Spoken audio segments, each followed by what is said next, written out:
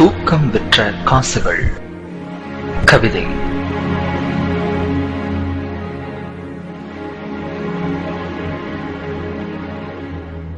இருப்பவனுக்கோ வந்துவிட ஆசை, வந்தவனுக்கோ சென்றுவிட ஆசை.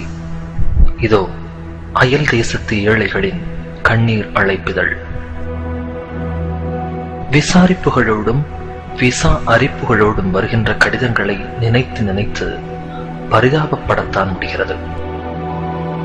நாங்கள் பூசிக்கொள்ளும் வாசனை திரவியத்தில் வேண்டுமானால் வாசனைகள் இருக்கலாம், ஆனால் வாழ்க்கையில் தூக்கம் விற்ற காசில்தான் துக்கம் அளிக்கின்றோம்.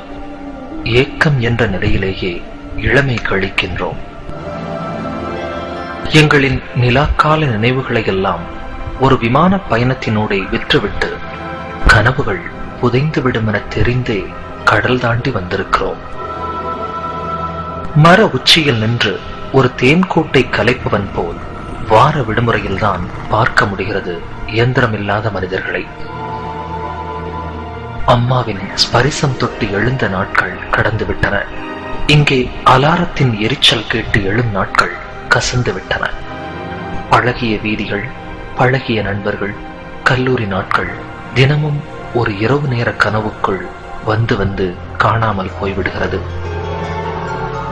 நண்பர்களோடு ஆற்றில் விரால் பாய்ச்சல், மாட்டு வண்டி பயணம், நோன்பு நேரத்து கஞ்சி, தெல்கா, பம்பரம், சீட்டு, கோலி என சீசன் விளையாட்டுக்கள்.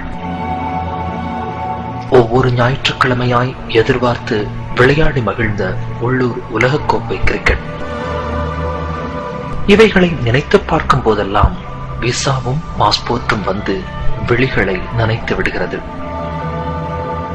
வீதிகளில் ஒன்றாய் வளர்ந்த நண்பர்களின் திருமணத்தில் மாப்பிள்ளை அலங்காரம், கூடி நின்று கிண்டல் அடித்தல், கல்யாண நேரத்து பரபரப்பு, பழைய சடங்குகள் மறுத்து போராட்டம், பெண் வீட்டார் மதிக்கவில்லை என்று கூறி வரட்டு பிடிவாதங்கள், சாப்பாடு பரிமாறும் நேரம் எனக்கு நிச்சயித்தவளின் ஓரப்பார்வை, மறுவீட்டு சாப்பாட்டில் மணமகளின் ஜன்னல் பார்வை.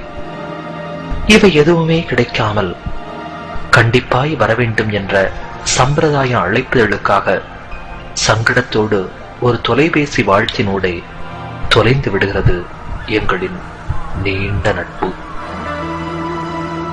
எவ்வளவு சம்பாதித்தும் என்ன, நாங்கள் அயல் தேசத்து ஏழைகள்தான்.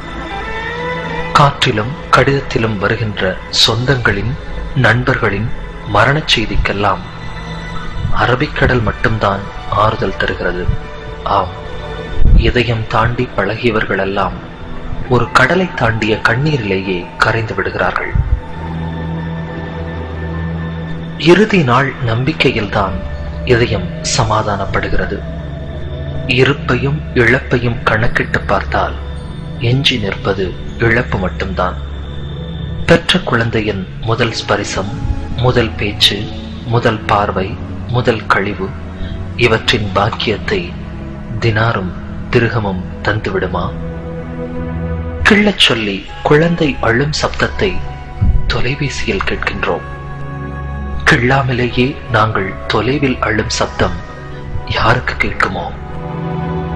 ஒவ்வொரு முறை ஊருக்கு வரும் பொழுதும் பெற்ற குழந்தையின் வித்தியாச பார்வை, நெருங்கியவர்களின் திடீர் மறைவு, இப்படி புதிய முகங்களின் எதிர்நோக்குதலையும் பழைய முகங்களின் மறைதலையும் கண்டு மீண்டும் அயல் தேசம் செல்ல மறுத்து அடம்பிடிக்கும் மனசிடம் தங்கையின் திருமணமும் தந்தையின் கடனும் பொருளாதாரமும் வந்து சமாதானம் சொல்லி அனுப்பிவிடுகிறது மீண்டும் அயல் தேசத்திற்கு.